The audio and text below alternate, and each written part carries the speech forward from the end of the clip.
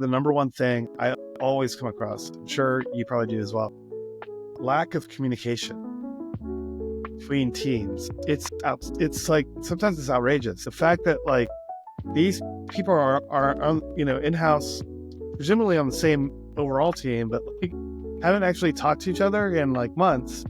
It's crazy. So like I will facilitate a lot of design thinking type workshops, very collaborative. Without fail, it happens every time.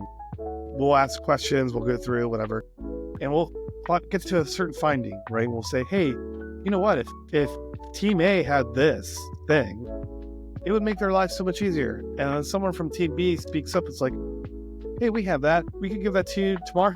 That's awesome, but how could you guys have not talked about this until now? It's already been an issue for team A for a year. Facilitating communication across teams, you would think it would happen naturally. It does not. It needs to be implemented, I think, at every level. Hi everyone, my name is Arseni and this is the second episode of Product Craft. I'm thrilled to introduce my guest, Marcello Figallo. Marcello is a veteran design leader with over 2 decades of experience creating and leading world-class design teams. He currently serves as the head of design at Atomic Health, a healthcare-focused design and strategy studio that works with early-stage startups and growing enterprises. Prior to Atomic Health, Marcello worked at some of the leading advertising agencies such as Dentsu and Digitas North America, as well as at creative agencies such as Chemistry. I really enjoyed our conversation. You'll hear Marcello's take on the current state of design in healthcare, challenges that new designers experience, whether AI is here to help or take their jobs, mentorship, what in-house teams can do to be more effective, and a lot more. If you're enjoying this episode, please like and subscribe. Also, I really love hearing from you, so please leave a comment and share with your friends. Thank you for listening and Happy New Year. Hello, Marcello. Hello, Arseni. How are you? I'm doing pretty good. Great to have you. Welcome to Product Craft. Really good to have you join and looking forward to our chat. Me too. Thank you for inviting me. Very much looking forward to this. Yeah, so to warm us up, I would love to ask you to kind of go back down the memory lane a little bit. And how did you start in design? How did you decide to become a designer? When did it take place? So it was late. I was late to design. I actually, it's funny. I went through high school and I took a bunch of art classes, still do fine art, but never made the connection to those sort of classes or that sort of background to design. I used to copy album covers, and I used to just kind of redo them. One day, my younger sister was like, you should just be a designer because you're just doing design. I was like, that kind of makes sense. And then I just ended up, checking it out, looking at design tracks and going to school and being like, I'm just going to be a designer. And it was great. Did not know, honestly, it was really sort of a surprise that was honestly even a career path. So it was exciting to know that like people actually did that and, were successful and could have a great career doing that. So I went for it. That's really cool. So I imagine you started as a graphic designer then. Yeah, I started as a graphic designer. My degree is in graphic design. When I first started, I remember my first job, actually, they were still doing shooting with cameras. So like still shooting film, if you remember. And I remember actually speaking once to a typesetter, like a real typesetter. Like that was his job. He was just a typeset guy. I talked to him once and then that was it. So I remember those days. That was my first sort of job. And then, of course, then digital came very, very soon after that. But yeah, it started that way as a traditional design. Yeah. Do you remember the first time you made money with design? Make money. I mean, it would have been the job, I think. No, that's not true. I would make posters for bands. I was in bands. Okay. In school and college, played bass. Nice. And yeah, the first time I made any sort of money, or at least got paid in beer, was when I made flyers or logos for other bands. So I remember doing that very early on, before graduating college. But anytime I made real money, that was, my first job. Yeah, that's cool. And what was your first job? It was actually, so do you remember, you go to, like, if you go to like the opera or you go to see any sort of like classical music or anything like that, they would give you Hmm. program books, Yeah. look at the Yeah. artist, whatever the piece. It was putting those together for the Pittsburgh Cultural Center.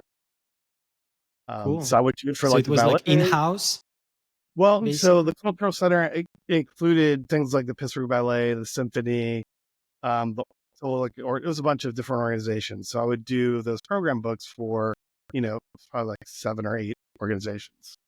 Yeah, that's cool. Do you now play in a band or do you still play music? I'm looking to join one, so let me know if you know anybody looking in Pittsburgh. I would love to join a band. I think I'm going to go to an open stage tonight to see if I can find some people to play with because I would really love to start again. That's really cool. Yeah, I started not that long ago. Well, I guess a couple of years ago now. I started figuring out electronic music production. So I don't really play instruments. I play guitar a little bit, acoustic guitar. But I started to get into like the electronic music production, and it's really fun. It definitely sucks you in. There's like it's a whole world. Are you doing like the dance music stuff or? Yeah, like techno, kind of, yeah, techno house type of Yeah, thing. Yeah, it's fun though, right? I mean, once you get in, it's hard to look at. it's great. I mean, kind of not to go on a big tangent, but when I started diving in and like learning all sorts of, they call it DAW, like Ableton or Logic, basically where you create the music, and then there's all sorts of plugins, and basically what what I realized is essentially it's data visualization, but for the music, for the sound. Right? It's like it's actually something that it never occurred to me, but it's like sound. I mean, you don't see sound, but then there's so many ways to visualize the sound, and it's kind of crazy. Yeah, So yeah. it's funny you say that. It's the way I kind of approach music too. It's like a pattern, right? Like where do you fit in that pattern? It's to me, it's a lot of visual representation, told through music or whatever.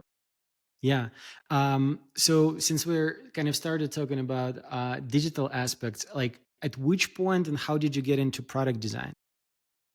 Yeah, so I continued doing sort of traditional graphic design, and then in the '90s, when go '90s and everything, all you had to do is put .com on something, and people would throw $1 million at you. I worked with what's called a .com incubator. Through a friend of mine, he needed some help just on the design side. It turns out that what a .com incubator does. I'm sure you're familiar. We would house probably like 10 or 12 different companies, .coms, and Hmm. provide services for each Yeah. one. So like, company A was an intern company, and we would provide design services for them. Company B Hmm. was like an Uber before it was Uber, and we would provide Hmm. services for them. That's when I first started getting into product design. Of course, it wasn't really even called product design then. We were just looking at how to design kind of websites and experiences and digital properties. That was really my first sort of foray into it. It was Was it in a particular niche, like that incubator? no, it was so started by a couple of Carnegie Mellon grads, Okay. and it was really all over the place. They really um, kind of took funding from a lot of different sources, and then Hmm. would bring in different companies just based on what their viability was, and then it was almost like a mini VC firm as well. But yeah, it was Interesting. all over the place.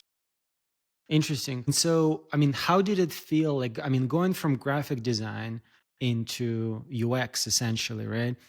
Into digital. How did you find the transition? I mean, did you just slowly got into it, or yeah, how did it work out for you? I did. It was a more of a slow transition for me. It started, like you said, more like a UX sort of digital design kind of way. And then once that sort of started to take, I got more and more interested in understanding why people were doing what they were doing, how they were doing. So it wasn't enough for me to just kind of, put the cool button in. I really want to understand why people are using or not looking at that button. That obviously leads down a road of research and understanding really your users and what they're looking for. versus just putting something, pretty or beautiful together, which of course is critical as well in the overall experience, the overall design, but understanding really why somebody needed to do something or how they needed to do it really started to fascinate me. So I got heavily then into research and understanding how people interact with product while still doing design work. So the two really kind of melded for me. And, I started kind of not just doing the work, but then also leading a team. Again, at that time, it was an interesting time of transition. It was a lot of designers looking to get into product or UX and not necessarily understanding that how to do it. They were, very talented. And some were, into it and really wanted to go down that road. And some of that I worked with were not necessarily so into it and really were really more wanted to be on the traditional side of design and stay there. No, no problem. But it was interesting to see how people reacted to that sort of seismic shift of our industries changing. Yeah. Did you continue to do graphic design and then kind of UX at the same time? And like, did essentially graphic design phase out, or do you still do both? Yeah, it did phase out. I, Hmm. I don't think it's I don't say it's not possible. I'm sure people will do it, but for me, I could not really reconcile doing the graphic design work and the heavy product work. It's a really different mindset for me. Honestly, it got to the point where like I was, obviously focusing more of my time on product design and research and understanding that and less on graphic design. And I think it's kind of like music, once you put it down and you're not playing anymore, like people get way better than you are. So like when Yeah. I go back and try to do a design project or whatever, I had people on my team that were typically just much better, much faster. So I just sort of let that go. And, I certainly still have the eye for it. And part of my job, part of what I do is obviously critique, but yeah, not really. I don't want to say I can't do it. I'm just not the guy you want to come to if you need to design some design work necessarily, unless So, you might but roll it away for a while. did you, because now you're head of design, right? At Atomic Health. And before becoming head of design and leading the team, did you work essentially as an individual contributor doing product design, or did you sort of became, or you started to manage pretty much right away? um, No, I was an individual contributor, especially as like I said, that first sort of digital job at that incubator. But soon after, I started to manage people, small team at first. It happened pretty organically. Like, people would just come to me for advice or questions they needed answered. And then it was just kind of, it would grow from there to a bigger team. And then all of a sudden it was, how do you incorporate researchers into the design team? How do you incorporate writers or business analysts or even data analysts into the design team?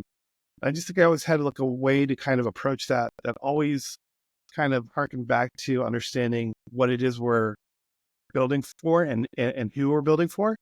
And that allowed us to kind of make sure that people that we brought on from the team had a part in that, whether it was Hmm. more on the quantitative side, with data analytics, or whether it was more on the maybe, softer side of sort of writing something so that it made sure it made sense to our users. Those teams just sort of kind of grew around me, and then all of a sudden was just like, hey, you should probably just manage that team. And as my career went on, it just became more of a formal sort of thing. Yeah, because you worked at several studios and agencies, right?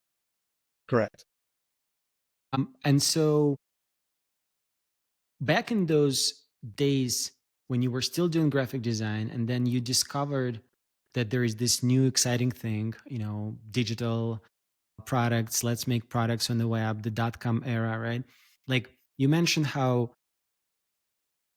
you were thinking not only about making things that are beautiful, but also things that are functional. Like, what made you sort of realize that? What made you think that, oh, it's not just about the aesthetics, it's about something else? I think when I started really to look at, one of the things I always wanted to do is make sure that what I was designing or building or whatever was successful in whatever way it needed to be. I think when you start looking at those metrics and trying to understand, are we really getting what we need to get done here? And seeing that either it is really happening or it isn't, you get very sort of, you know, action oriented. Like, how can we get that to where it needs to be? And I think that's what sort of, for me, started to push me more into understanding what it was that we needed to really build to make things work and not just look great. Because as you know, like, looking great is very important, but if you focus way too much on it, you're going to end up with a beautiful product that no one can use. Yeah. You can do the opposite too, and, have a product super functional, but not so beautiful and nobody wants to look at it. Yeah. So there's a balance there, I think. But for me, it got really obvious that once I started to really understand that like product needs to do a certain thing in order to be successful, I really wanted to find out what that was and how to push that forward. Did some of those startups that were part of the incubator, did some of them work out to become something bigger or? Unfortunately, no. So I don't really think even one really succeeded, unfortunately. Honestly, I think it was pretty much shut down by 2001. I think that whole thing, it just Uh-huh. all okay. Maybe it was 2002, somewhere around there. It's kind of all just stopped. What do you think was like the main reason or top three reasons why it didn't work out?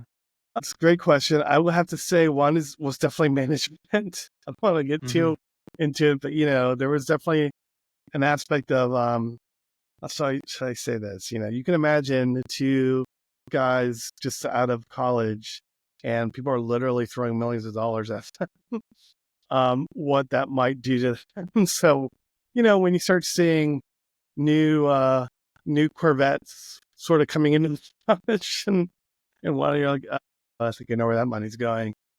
I Mm. would say that's definitely one. Two, Mm-hmm. probably honestly the events around September 11th, you know. Mm-hmm. After that, I think a lot of everything kind of started to shut down for a while, and anything that wasn't really managed well to begin with certainly wasn't going to succeed after. And then I think just the model itself is just kind of odd, right? Like you have this sort of in-house team, but they are servant to a dozen companies.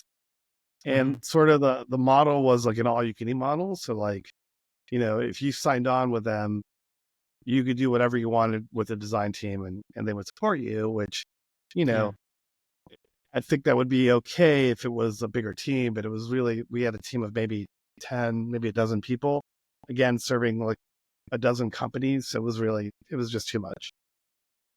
Yeah. It's interesting. I used to run a consulting shop for many years. You can end up working with a lot of companies and you can even deliver great design for all of them, for many of them. Not all companies end up being successful. And I'm probably that overlaps with your observations as well. Like, do you remember what is the percentage, do you think, like from all the companies that you worked with delivering design, like what's the percentage that actually made it, actually became quite successful and popular? Yeah. And we're talking just startups, or are we talking, Anything. okay.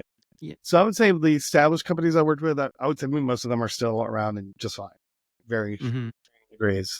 Of the startups, I would say maybe half, maybe, maybe more like Hmm. 40%.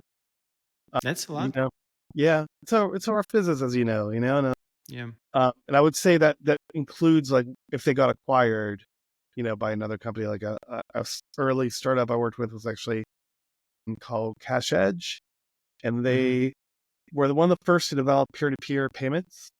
Hmm. At the time, it's called Pop Money. It is now called Zelle. Mm. They were acquired early on Hmm. and by Fiserv, and Hmm. changed the name and everything.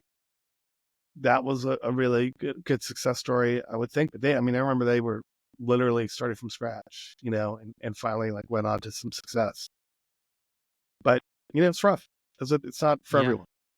I mean, 40% of those who made it, it's a big percentage.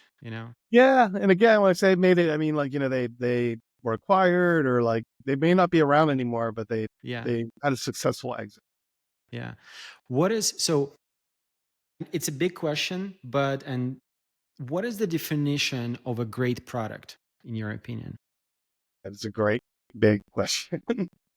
I think a great product does what it needs to do for its users in a very elegant, simple, and meaningful way. That to me is a great product, and there are a lot of examples of that. But I feel like if you can pull those things off for a user, you're going to be successful financially and also just in terms of like the experience itself. So it comes down to meeting the needs.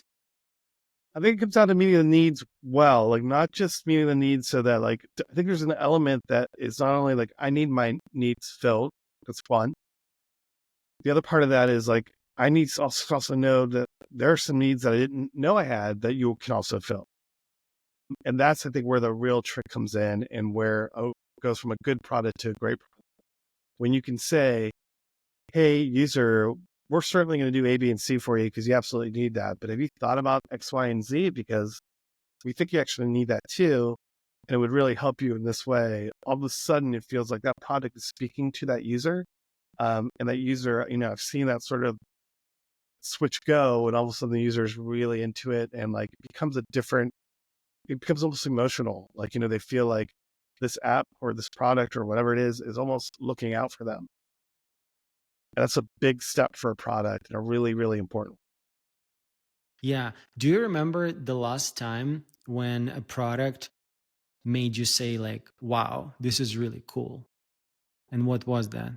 That's such a good question. The last time, man,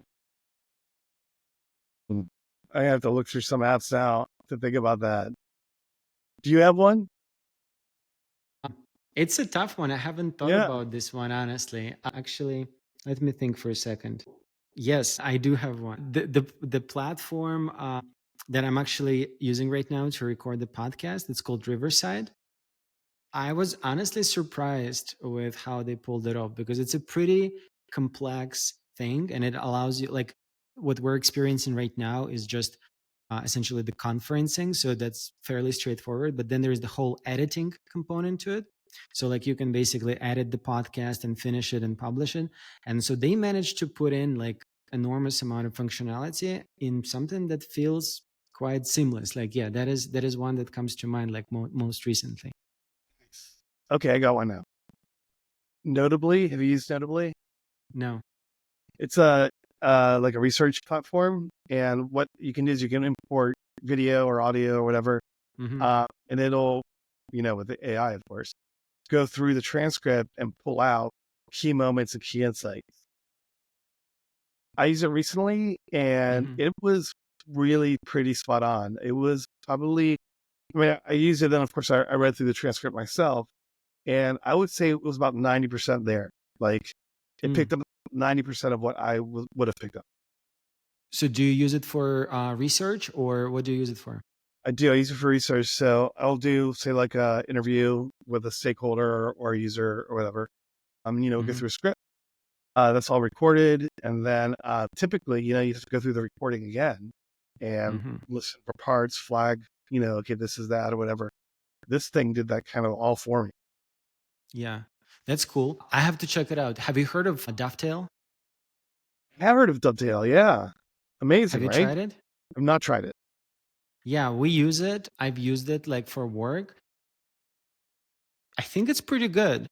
Yeah, I would say it has room to grow, but they also like it's a complex thing. It's almost, like sometimes when you try to do something that is flexible, you kind of end up becoming almost too flexible and maybe less intuitive and like less guided. Like that is one thing in my perspective, like the kind of the downside of the Dovetail. But I think that as far as the robustness of functionality, I think it's there. Like you can also upload essentially any source, like a video or audio, and it can do the transcript. Like what I love the most about it is that you can generate video snippets like very easily. Like you can like select text and just it can create a reel and then you can stitch multiple things together. So like for example, you can take 10 interviews and like you can select 20-second fragments from different interviews and put them together in like in a single reel. And that process is easy. That does Notably allow you to do that? it does, which is pretty crazy. It allows you to kind of include and edit and splice all that stuff together. So you almost make like Hmm. a highlight reel. It's really cool. Yeah, that's cool. So since we're kind of talking about AI a little bit, I mean, tangentially, let's go back to like starting out in the career of a designer. And so if you were to compare how you were starting out, right, like how the industry was, what it was like 20 years ago, and how it is now. So how would you say, what are the differences for a designer starting out in the field today as opposed to how it used to be, 20, 25 years ago? That's like, oh yeah. So I think honestly, I feel, I don't want to say I feel bad for designers now. I think it's much more challenging now. I feel like there's a lot more that they have to deal with, not just from a sort of career point of view, where like, it's already, design is kind of in a weird moment right now, I think, where we're trying to figure out exactly what design is and what the future design will be. So walking into that, I think is challenging. But also just understanding the landscape of design. It's changing daily. You know, do you really want to be a generalist designer, or do you really want to focus on, web design, or do you really want to be a product designer or a UX researcher? All these avenues are available to you. Like, what is it that you really want to do? I think it's challenging for designers in a lot of cases. It's almost overwhelming. I think when I started, it was at least, I mean, there were obviously there were roles that you could kind of go into or whatever, but for the most part, it was like you were a designer and you did this kind of thing, and you could, have a specialty or whatever. But like designers were designers, and you moved up, of course, from art director to creative director, whatever it was. Hmm. I just think it's a lot more challenging now, and it's a lot more uh, vague, sort of the world that's out there. And I think in a lot of cases, designers have to kind of carve their own paths, which I think is trickier. That there's not as much mentorship, at least, I haven't Hmm. noticed as much.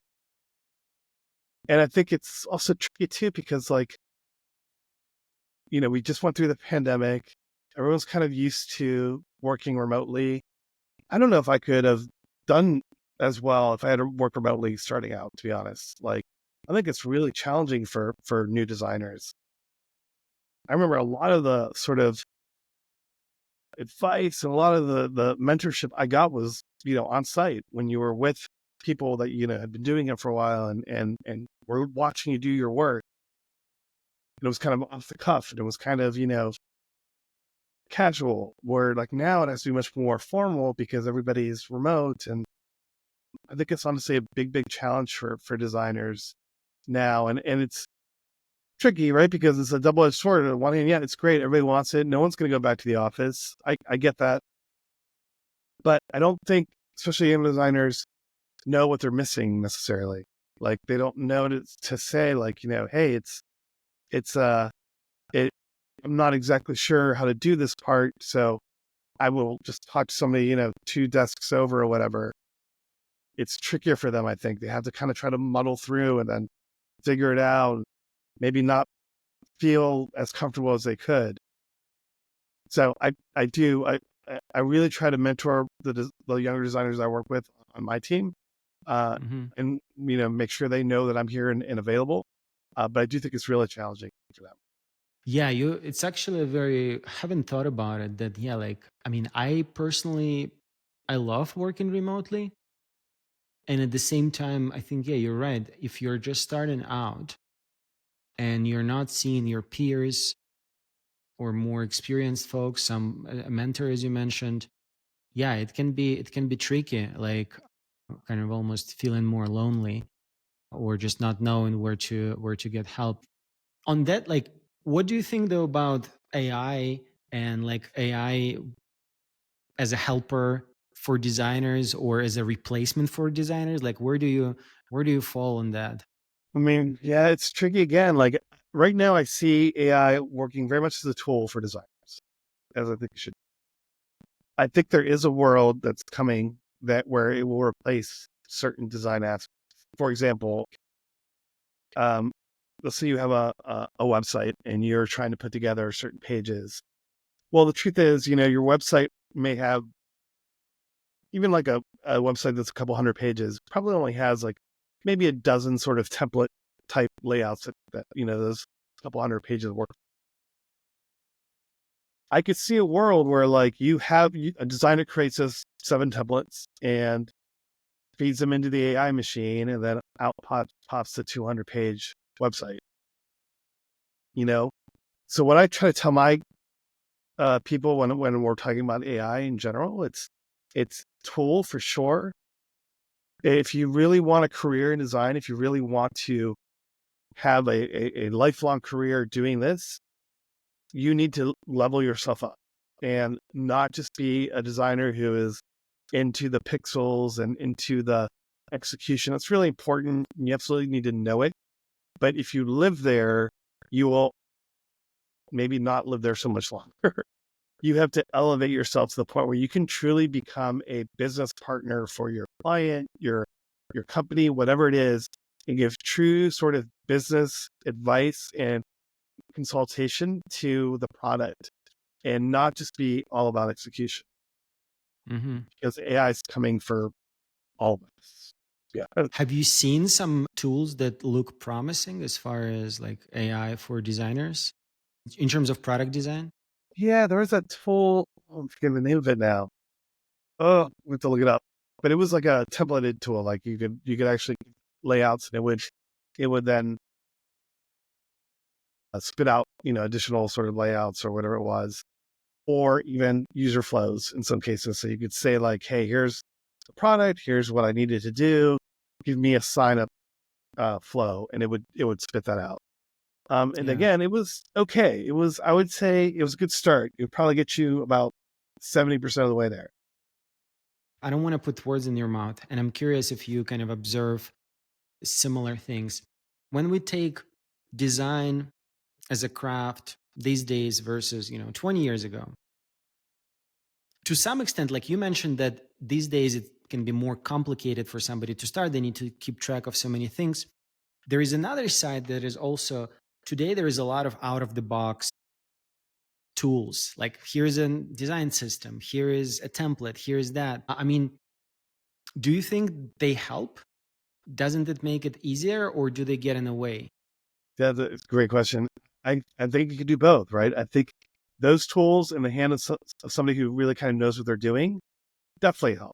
But I've seen those tools actually hinder the process, because a designer cannot figure out how to use that template and that sort of depth of information that they have available in the best way, right? Because they can't see like the forest for the trees in some ways, like it's overwhelming to them, and they don't have the experience to kind of work through. Well, I can ignore that part. I need to focus on this, and this will get me everything I need right now, and then I'll come back and do that other piece or whatever. I feel like even in those cases, again, I think it's really tricky for a designer, especially a newer designer, to know like, do I really want to use this tool? Can I use it effectively for what I need it to be? Or should I start from scratch and therefore build up sort of the understanding of how they got to this place, and then bring in the tool so I can know then how to use it? How do you feel about things looking more and more standardized and the same from product to product, and almost people expecting the same thing? Yeah, I have this debate internally also. Like, on one hand, from a usability point of view, it's great, right? You want to make sure that people who are using your product know how to use it. And the less barrier to entry, the better. So if there are patterns that repeat from product to product, and that makes users comfortable and able to use it, great. On the other hand, it becomes very, I think what you're trying to get to is like, it becomes very generic, right? And all of a sudden, everything kind of starts to look the same and feel the same. And that's not very emotional for the user. It's not very um, attention grabbing for the business. So I think there's a fine line there. I don't think you could stray so far that like you're this totally different thing and people have to really understand how to use it, and then that becomes a problem. But at the same Yeah. time, you can't also be so in the middle that like your product feels like every other product. And what's the distinction? Where's that sort of that sort of, I hate to use this word, that's sort of delight that a user needs Yeah. to feel when they have your product in their hand. Yeah, I don't know what to even like I don't know what my position is on that. Like I don't necessarily think that it's bad that there is standardization. Like I think you have a good point. Like, well, usability wise, it's helpful. Also, starting something, let's say, you're a startup and you need to get going. Well, you have something already available that you can just leverage. Like now, part of me like remembers how, 20 years ago everything would be custom. Like you don't have a template to take. You create every single button. It's a custom button. And then, so like that aspect of craft was very high. Like you had to figure out, well, you had to be a good visual designer, like almost like visual design was different from UX, from research. And like there was kind of this interaction design versus visual design. And you may be a more skilled visual designer than you are an interaction designer. These days, I think like the whole term product designer, right? Like it sort of blends the two together. You can do an end to end, but that is kind of my own area of exploration to figure out like what is the craft today that we still have to pursue. In particular, I just noticed that there is definitely a change of like what is the craft that we are after. Like 15 years ago it was important to figure out how to make those beautiful buttons and so that they look good and so that what translates to CSS, etc. These days you can pretty much you know take an already great looking starting point and it's going to make things a lot faster. Hmm. So there is like pros and cons. Like, yeah, It's a tricky one. I agree. I struggle with it honestly, kind of daily.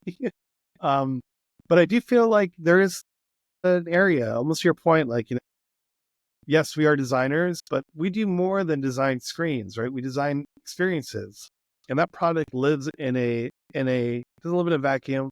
It lives in the real world. So like, to me, I also kind of push through the idea of like, if you're thinking about an experience, you have to think about the whole experience. You can't just think about what's happening on the screen. So you're building a product or you're designing a product. What is your user doing when they are on your product and they are on the phone and doing your thing, whatever? Are they in a situation that's like crazy? Are they in a restaurant? I worked with McDonald's, and like that was one of the things we had to look at. Like they're in the middle of like a work shift and people are yelling at them and you need them to check the temperature of their food. That has to be very obvious how to do that and very quick and very simple. Otherwise, it will not get done and your product will fail. On the consumer side, are they listening to music when they're looking at your product or scrolling through your goods, whatever it may be? Are they at home? Is it a calm situation? Is it something that they're probably going to do at work and have the additional pressures of work? All those I think yeah, are really important factors, and us as designers, I think, really need to consider that. Again, beyond the visual, beyond the screen.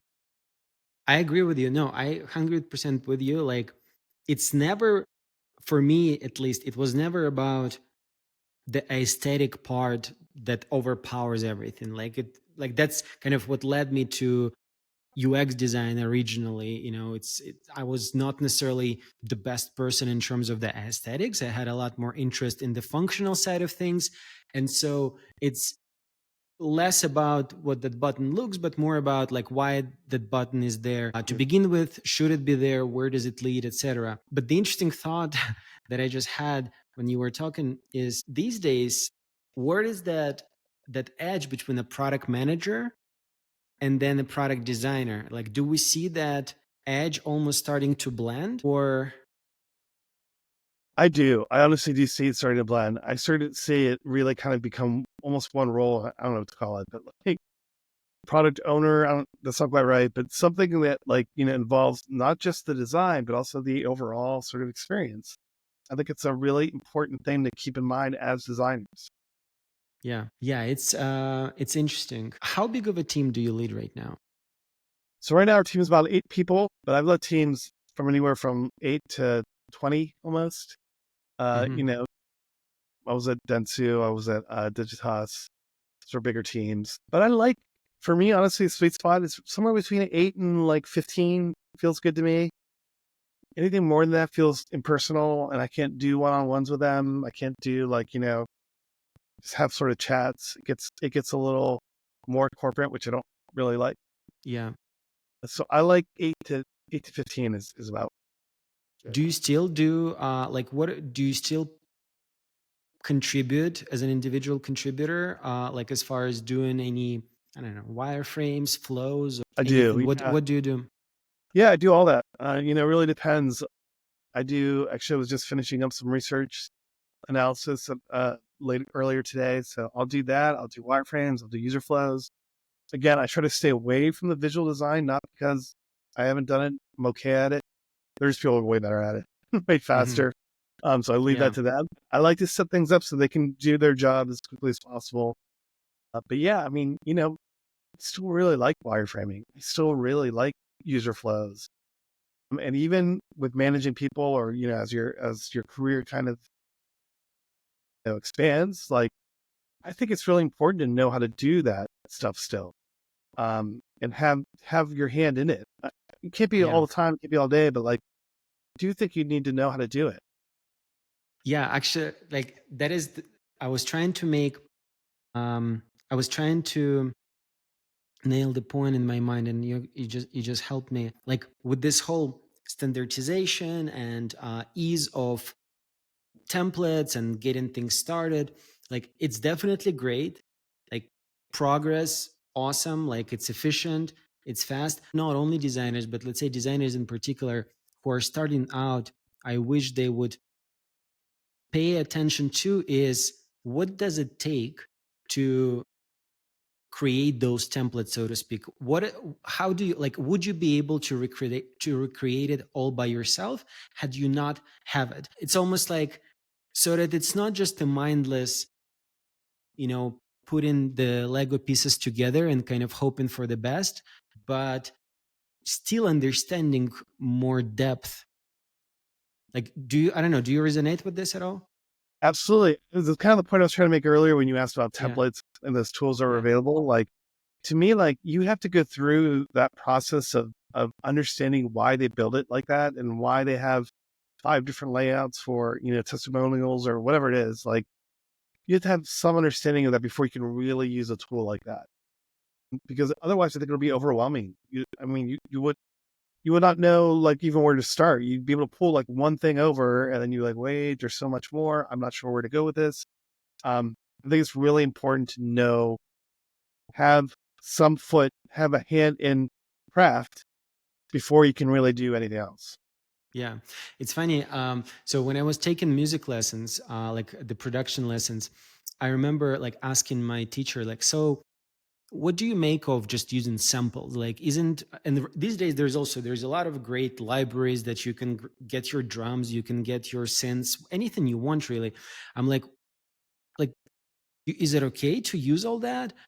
And the response that the teacher gave is like, well, of course it's fine. Like I can go in and recreate, those drums or that synth line or whatever myself, but it's just going to take me longer. So if I can recreate it and it's there, I'm just going to use it and I'll be more efficient in my work. And I remember thinking, you can recreate it. I don't know if I can recreate it. Like to me, it's it's more like, well, here's a great line. I'm just going to use it, but I would not be able to replicate it. And I think that maybe that is the line where, like, well, would you be able to still do it? And if you are, great. Like by all means, make your process as efficient as possible.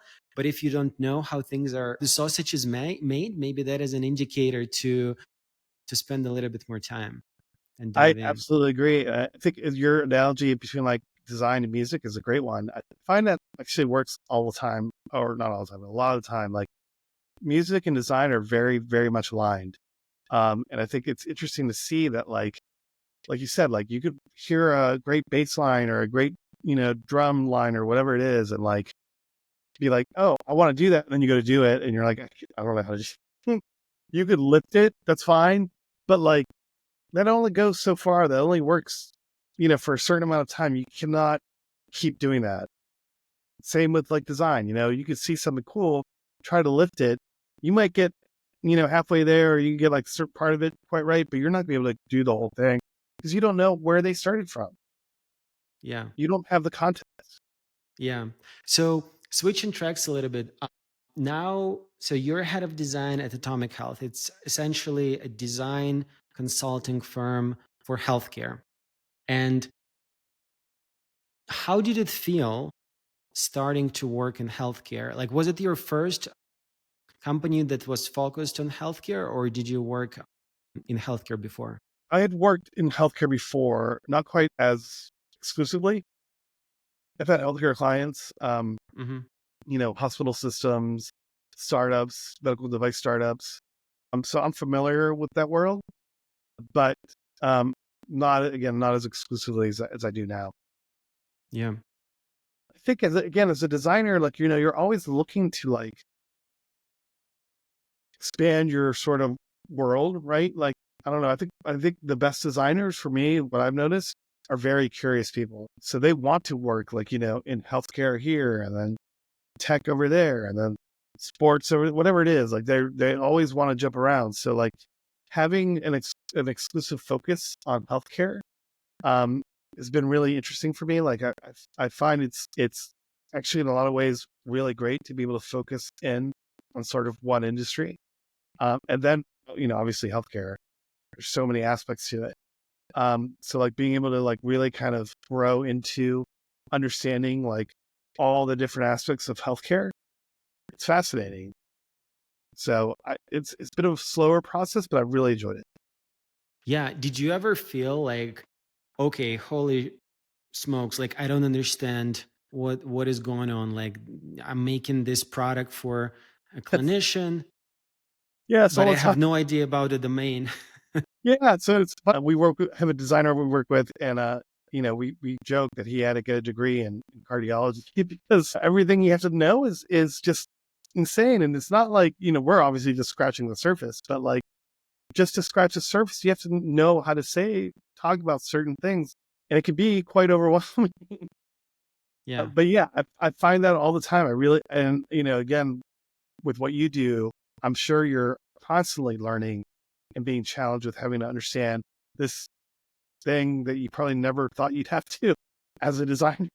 Yeah, yeah. I worked in like healthcare and like I started in biotech, like life sciences back in 2009, and since then I've worked with like over a dozen of different companies. And one thing that I always see is that it can all say that it's part of healthcare or biotech. The challenge is always different, and it's almost like doesn't matter as much whether you have had experience before in, so to speak, healthcare, because you're still going to be learning a bunch of new terms and how things work in that particular domain. And I was going to ask you, like, for new designers who start working on your team, how do you help them to onboard and like get more familiar working essentially in the domains that they don't know? Right.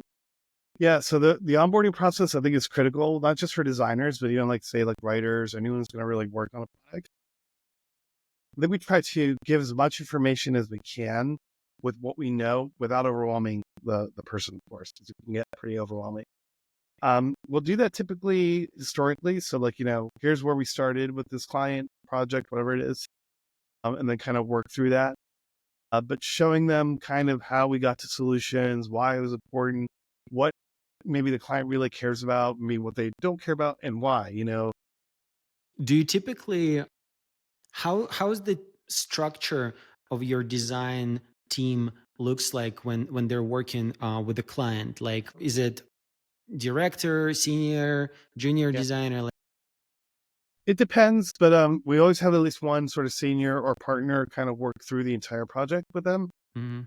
depending on where we are with the project or what stage it's in, and maybe two designers here, and then one goes over, and then we need a illustrator, for example. Do you believe that it's important to shift from project to project, like at a certain cadence? Or do you think it's better to allow someone to focus more in depth for a more extended period of time? I know that at an agency, it's a little bit different than when you're in house, but like, what is your take on that? Yeah.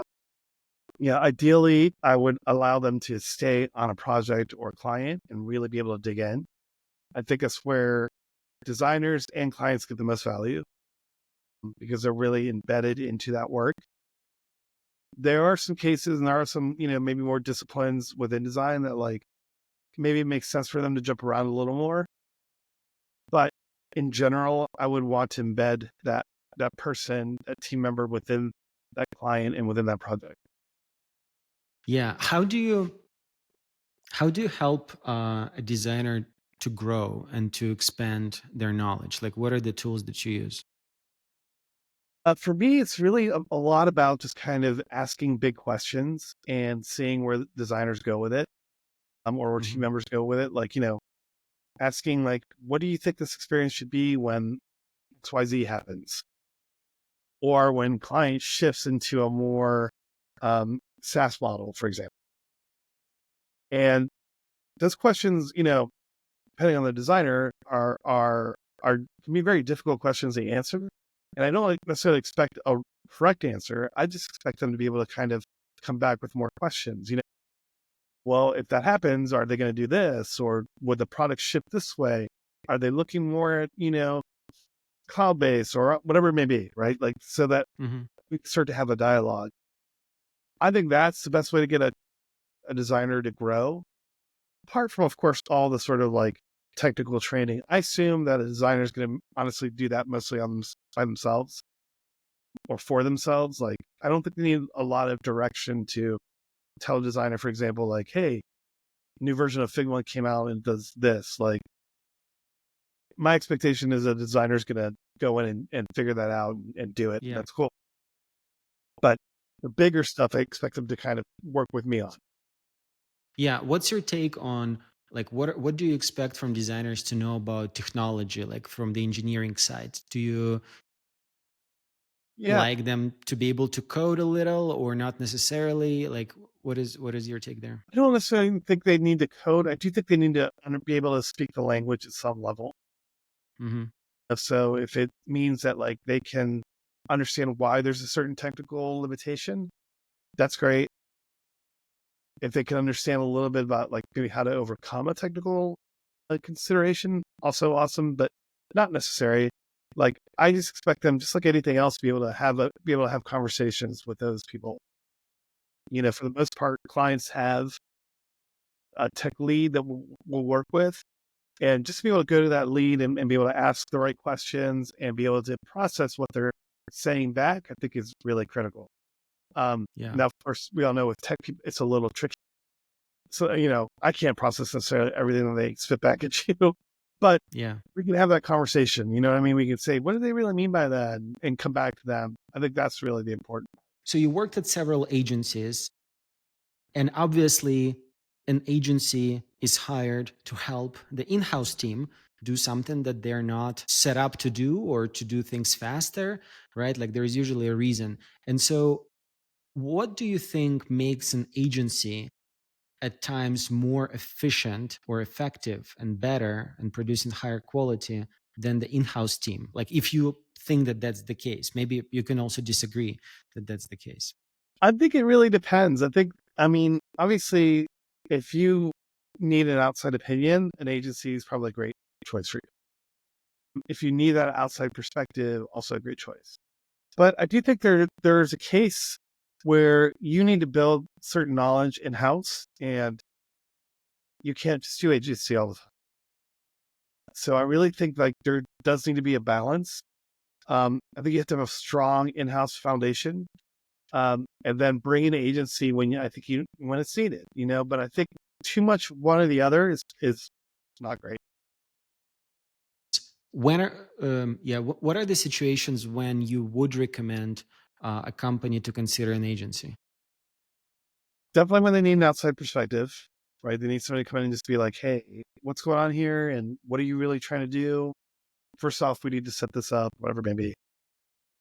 When they need some outside perspective on whether it's usability, creativity, design in general, that's a great time to bring in an agency. And when they have something maybe that they just want to need to execute on, but the in-house resources are not available. For example, like Hmm. come in and just sort of worked on one very particular project that needed to get done, but in-house is too busy with, the every million things that they have to do. But Hmm. this their sort of initiative needed to get done as well. We could come in and do a 4 week, 8 week, a 10-week sprint and really Hmm. get them to a particular execution, at least a prototype of that product. So they Hmm. can see, oh, okay, this is going to work, or maybe we need to tweak that a little bit more without having to burn out their in-house resources. Yeah. What is the typical length of your engagement with a client? Well, we'd like to be on board for honestly like a year or two. It really kind of depends, but like we would love to be, part of that team for a while. Kind of Hmm. depending on the size of the team, being able to come in and out and do certain things always good. But typically, I would say we're probably anywhere between 6 months to 12 months is where we kind of go. And do you also have engineering or no? We do, yeah.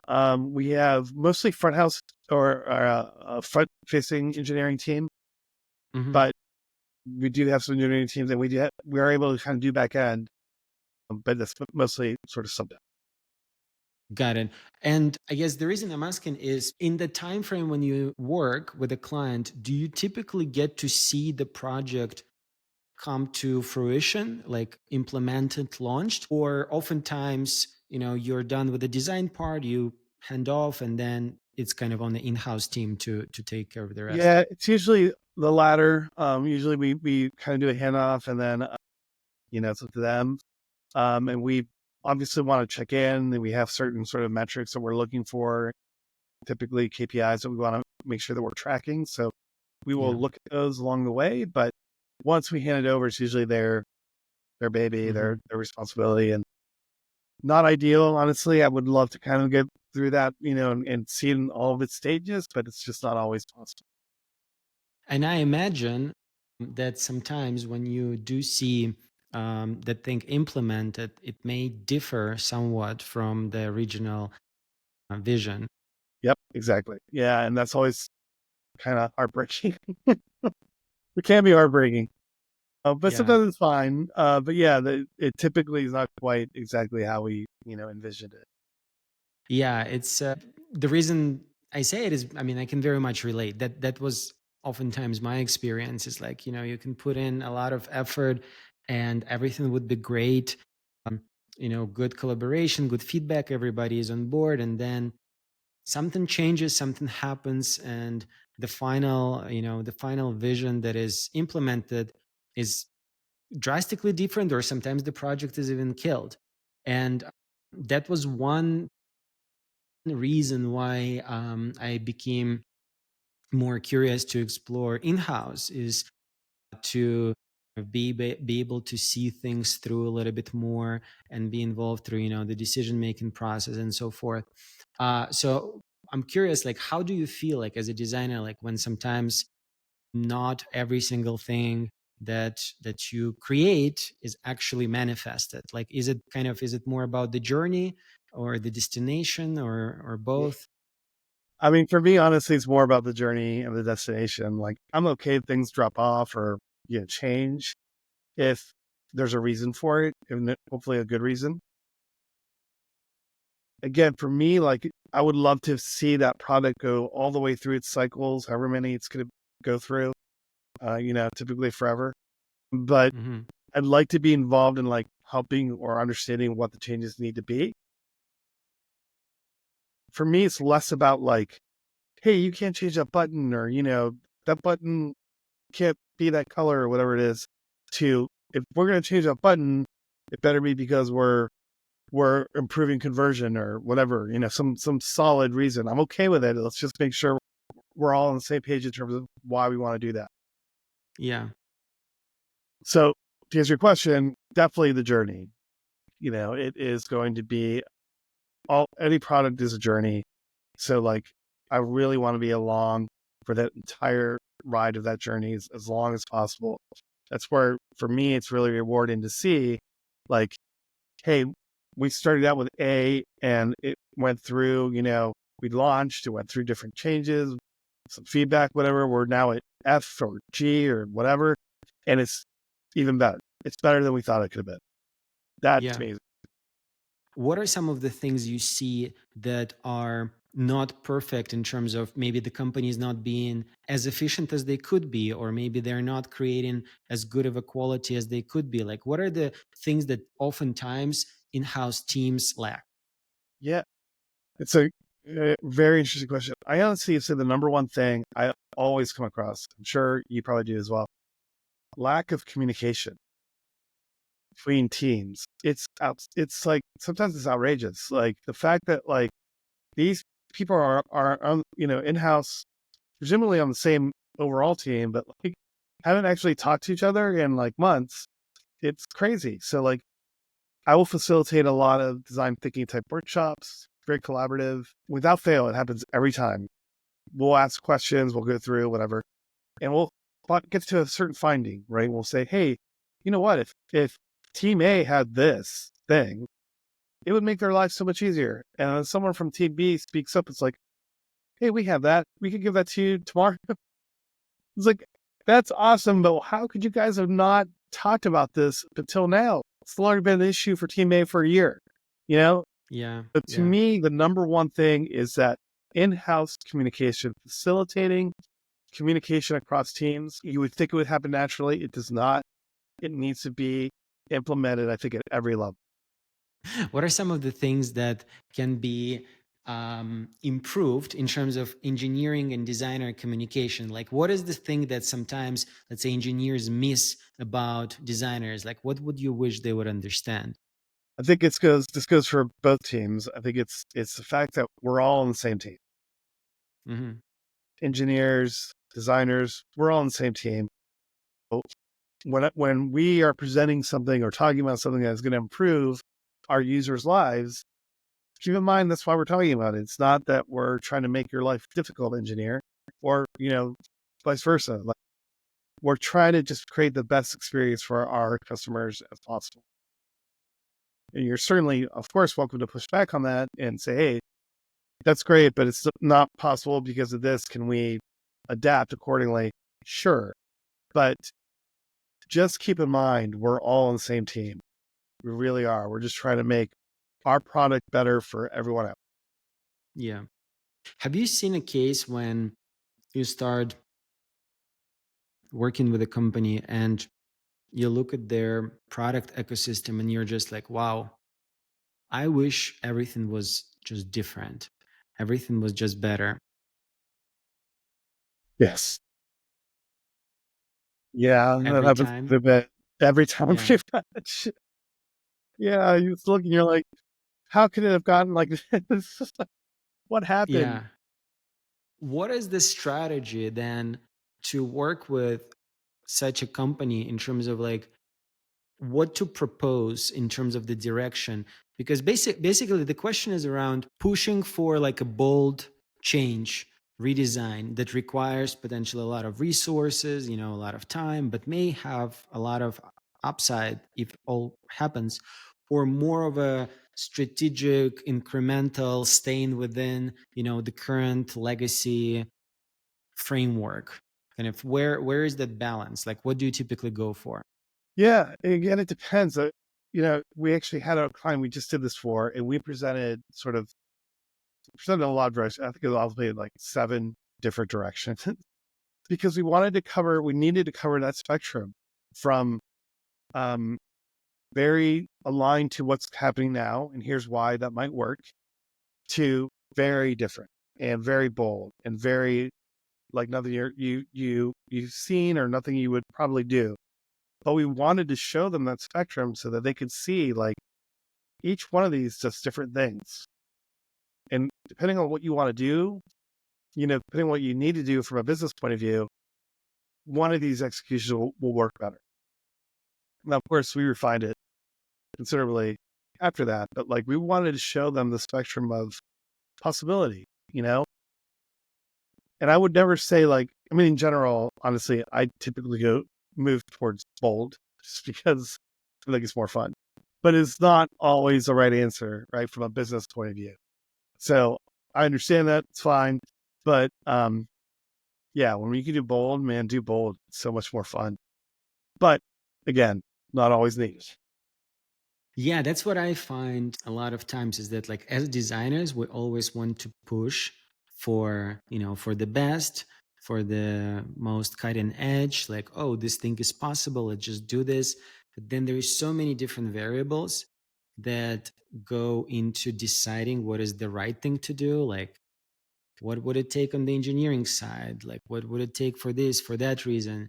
And kind of to your earlier point about that a designer's job these days, a lot is about understanding the business too. Like I do think that it's important to not only focus on the execution of the mock-ups, but really dive in deeper into understanding the why. Like why is it important? Exactly. Totally agree. Yeah.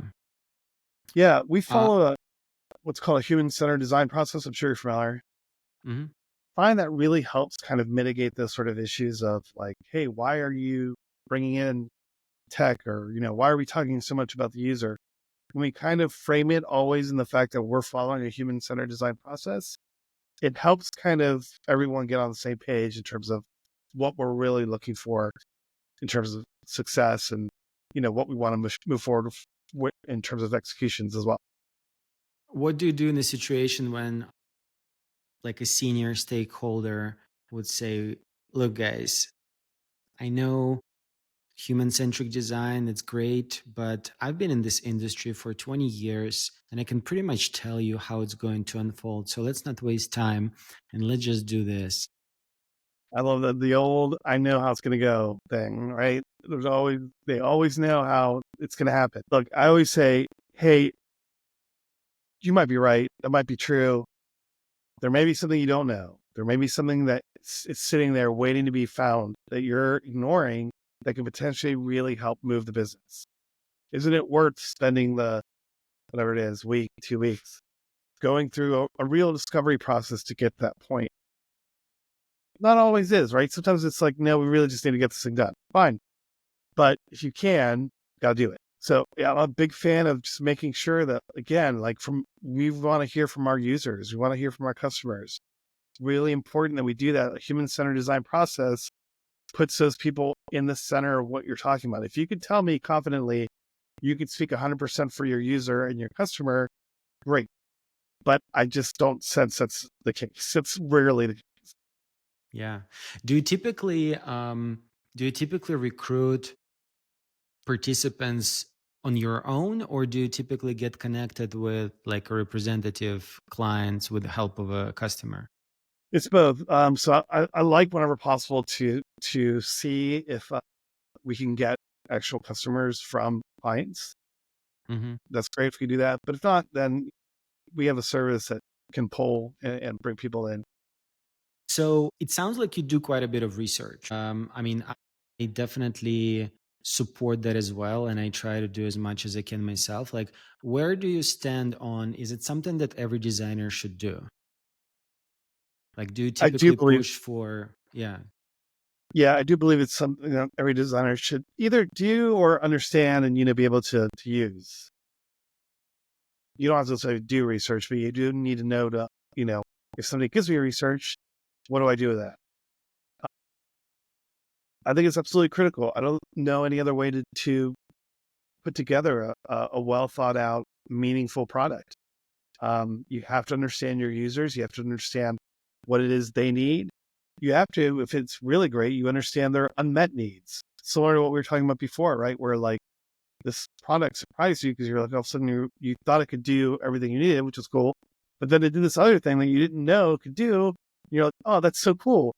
That's what we're looking for. And if you don't have research, you don't do research, you're just throwing darts on a board, and you might get Yeah. lucky, but I don't want to waste people's time or money like that.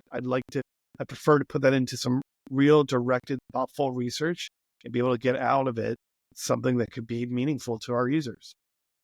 Yeah, that's what I believe in as well. Like, that it's definitely possible to create good successful product without doing any research. Like I've personally been in those situations when it actually worked out.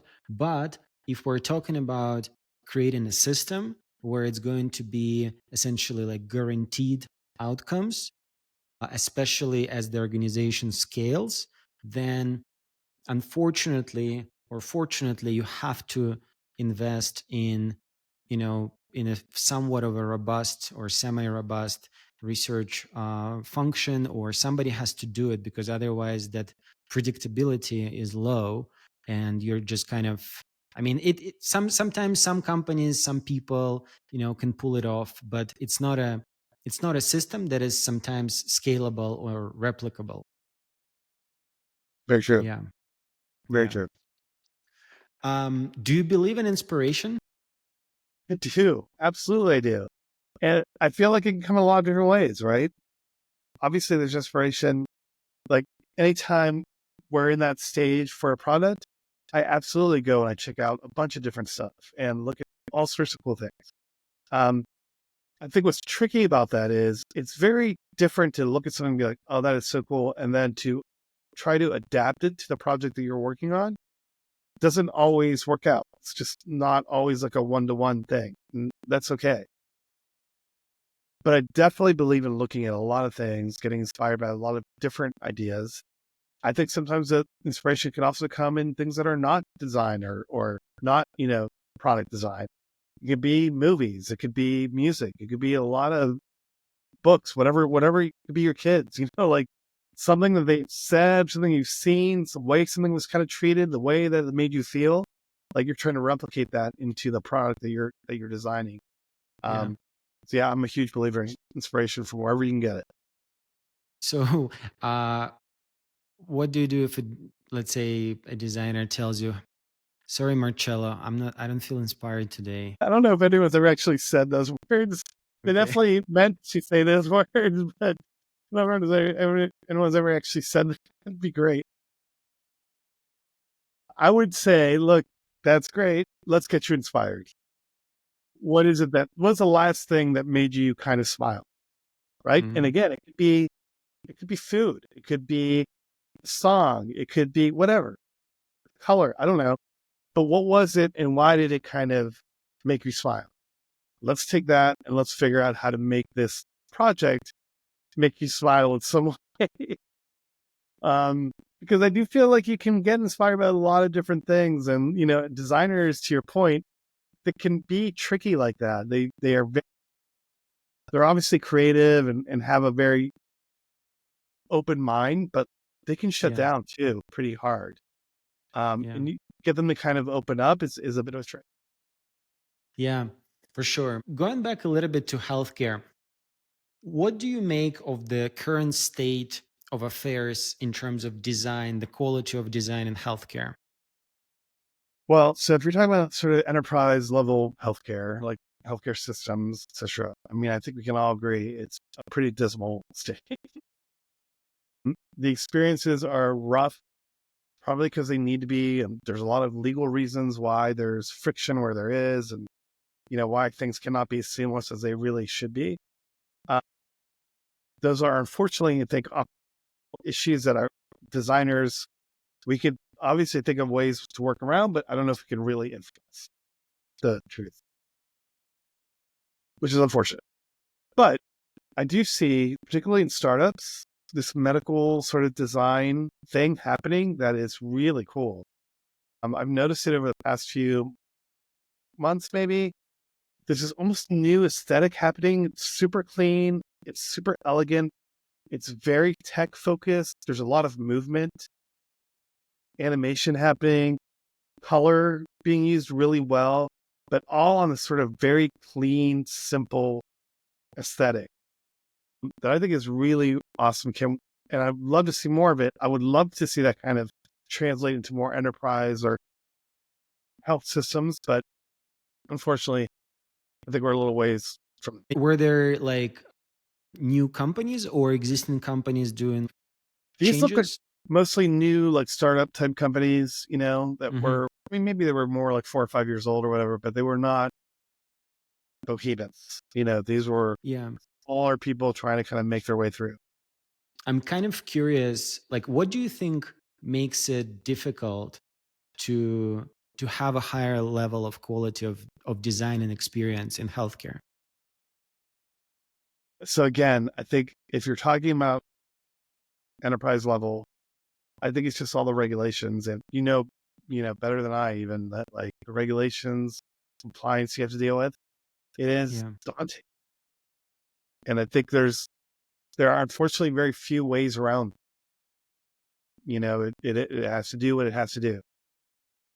So I think that is number one. I wish we could figure out as a industry, as a group, how to get rid of that. But I think right now it's here. Hopefully over the next few years it'll change. I think that's the biggest issue. Apart from that, I do think in general the medical industry is somewhat stodgy, right? Let's be honest. It's a little stodgy, it's a little old school. And I think design a lot of times reflects that because the stakeholders we're dealing with are maybe a little stodgier, maybe a little more old school, and don't necessarily want to see things that are new or innovative in a visual sense. It's also fair. We have to work Yeah. around them, right? But I do think there is this lane that seems to be happening where that is not the case, and people are really taking some chances and doing some really interesting design things. I'll send you some links, but I've Yeah. seen a few things. It's really, really cool. From what you've seen, and no need to like disclose any names or anything like that, but have you observed a correlation between like investment in higher quality of experience and business bottom line? I have, and I know, like, there the McKinseys out there in the world who like have reports built on it. That's all great. I love that. But I really have seen when people do spend time on careful, thoughtful, meaningful design for their users or customers, it relates back to greater conversion, greater bottom line, and also I think just a general better aesthetic and ability to kind of translate that to future endeavors and scalability. I think is really, really critical for those companies. How do you measure the success of a design of a project or of experience? Like what are some of the top metrics that you use?